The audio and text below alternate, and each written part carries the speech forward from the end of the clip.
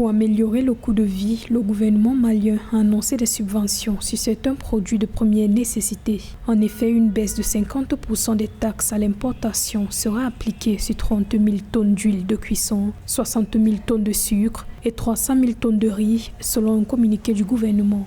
Ces mesures d'urgence économique constituent des avancées notables dans le cadre de la lutte contre la pauvreté au Mali. Faut-il déjà rappeler que le tissu industriel malien reste très faible, l'économie malienne reste fortement dépendante des pays ayant des façades maritimes, notamment le Sénégal et la Côte d'Ivoire. Donc la production industrielle locale reste très faible, donc nous restons assujettis aux externalités liées au choc exogène par rapport à la variation des prix sur le marché effectivement international. Donc cette mesure va permettre évidemment, en termes également d'impact, de pouvoir permettre à un flou important de la communauté et des populations maliennes de sortir notamment du cercle vulnérable de la pauvreté. Ces derniers mois, le Mali connaît une envolée des prix à la consommation de certains produits de base, suscitant des difficultés socio-économiques. Les importateurs devront répercuter cette baisse des taxes sur le prix de vente au détail, assurer la disponibilité des denrées concernées sur l'ensemble du territoire et respecter la limite des quantités fixées selon les autorités.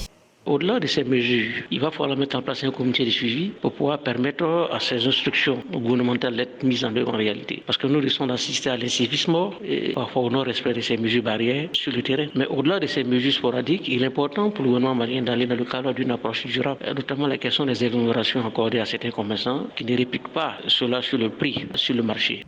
Cette mesure va soulager les Maliens qui se plaignent de la cherté de la vie et de la flambée des prix à la consommation. Cependant, les consommateurs craignent que ces subventions ne soient pas prises en compte par les importateurs, alors que les tarifs actuels du pain n'ont pas toujours été respectés par les boulangers.